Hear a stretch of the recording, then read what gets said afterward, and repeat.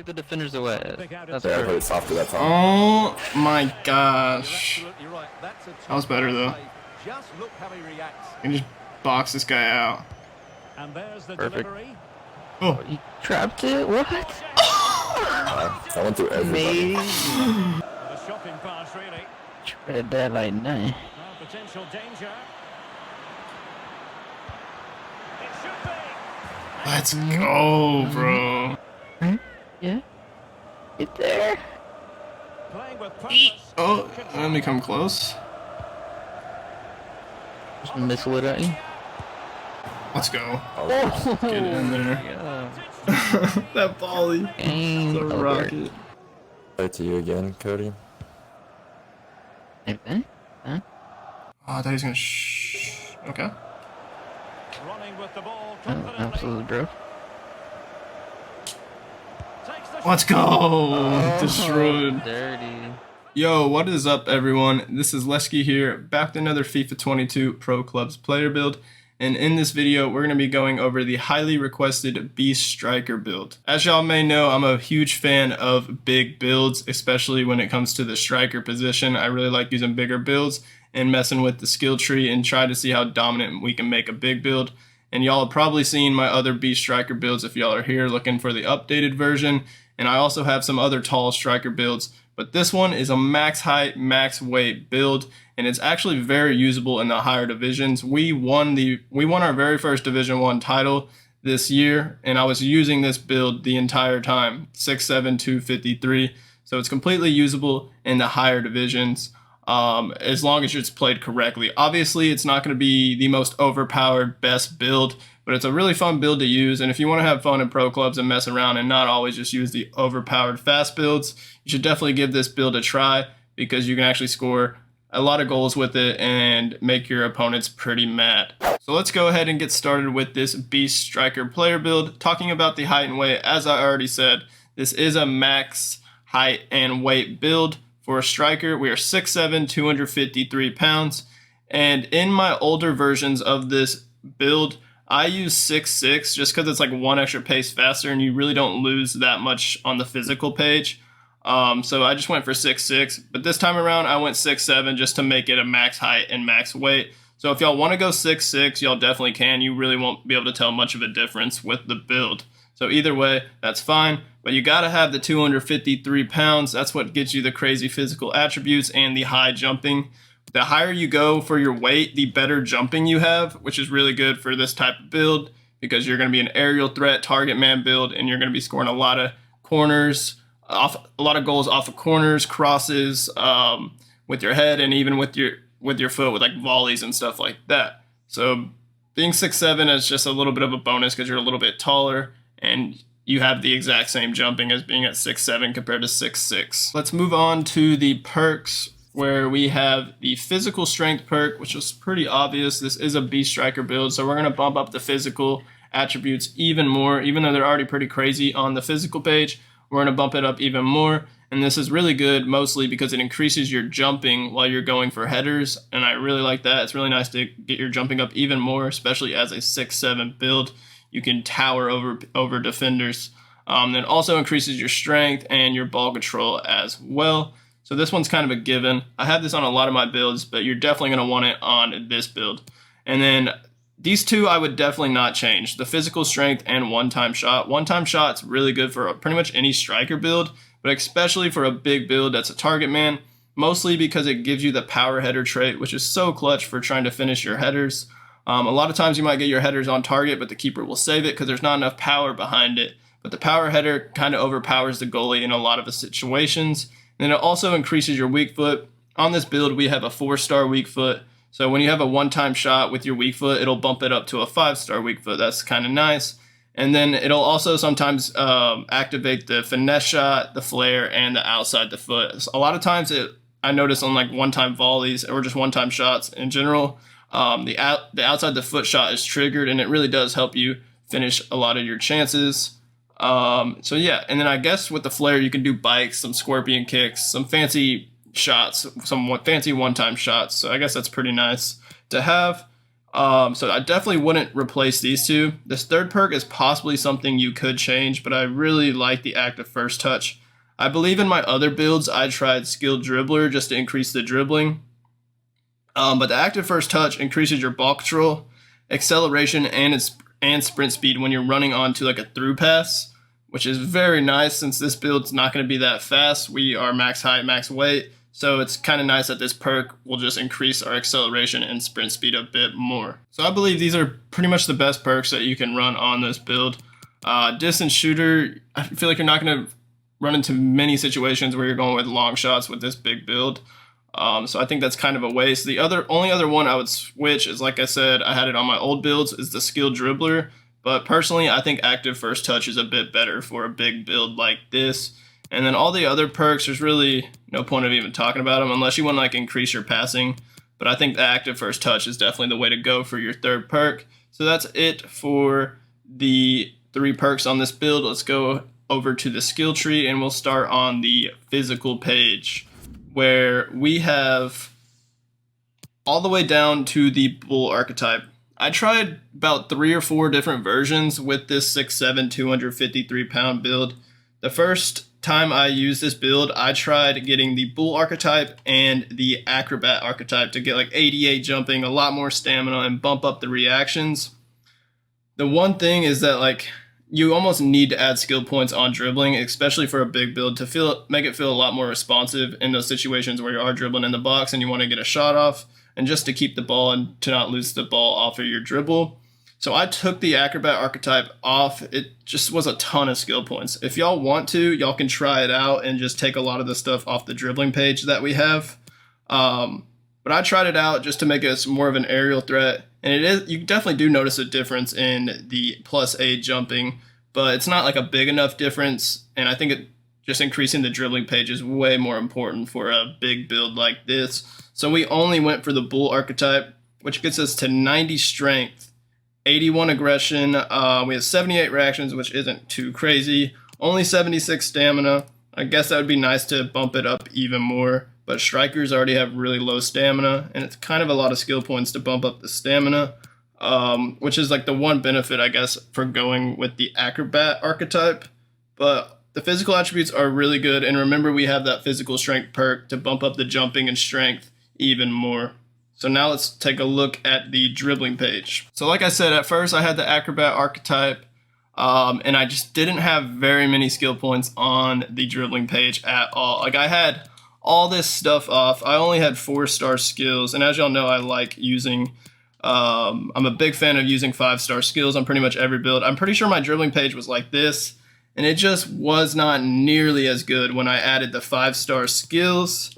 And then I eventually tried just to build like this with 5-star skills and no extra agility and balance. And it was definitely an improvement because the 5-star skills are just so overpowered if you learn them and you know which ones to use. Some of them are so quick. They basically just give you like crazy agility just because the skill moves like pull off so nicely and quickly that it's almost like you have like 80+ agility in the first place just because of the 5-star skills.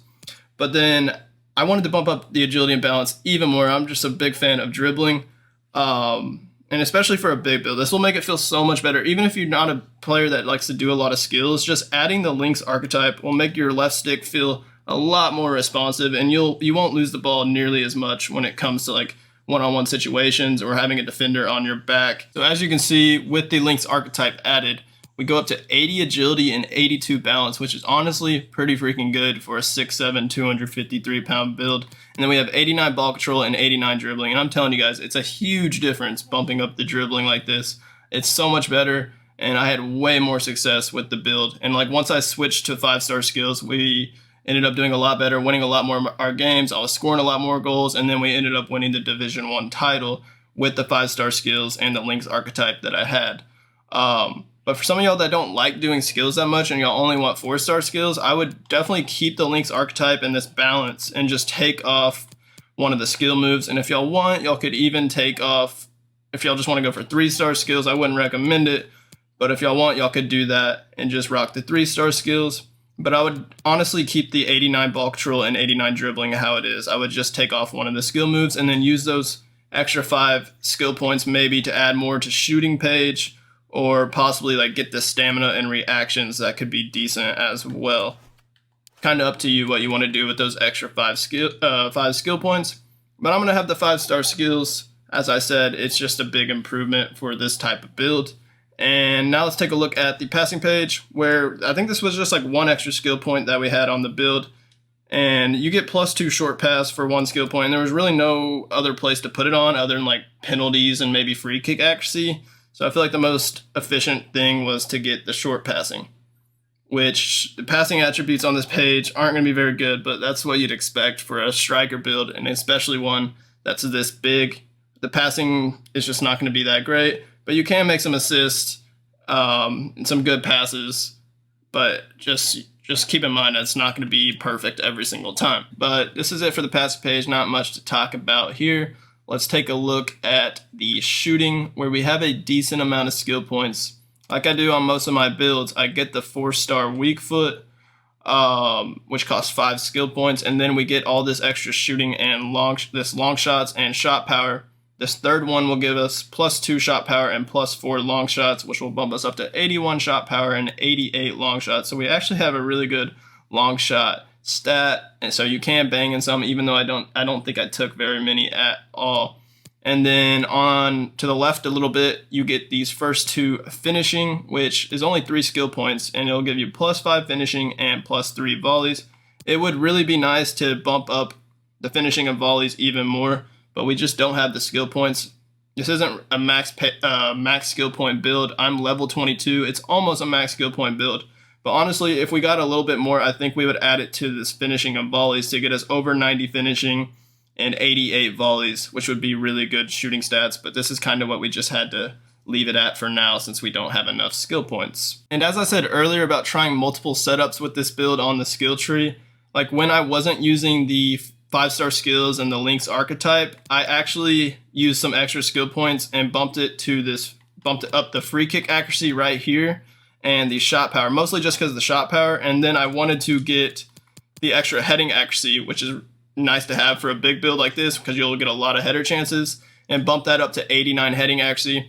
But I ended up taking it off because I really wanted the Lynx archetype and the 5-star skills, and just there wasn't enough skill points to add it on to this page. So maybe if y'all aren't going for the 5-star skills and only going for the 4-star skills, y'all could use those 5 skill points.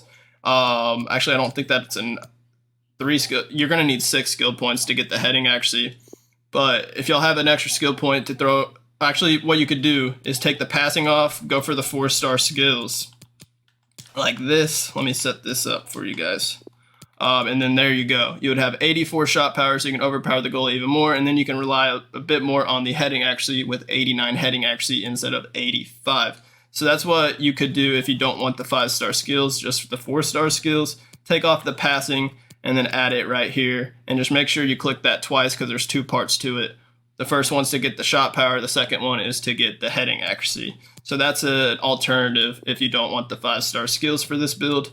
And that is it for the shooting page. Pretty decent shooting stats. Like I said, we'd want to bump it up even more, but it's just not possible to get the finisher archetype. Definitely not possible with the bull archetype, the cheetah archetype that we have on the pace page, and then also the Lynx archetype and the 5-star skills. So let's go over to the last page, which is pace, which y'all might be surprised a bit on this page, seeing that I don't have the max pace.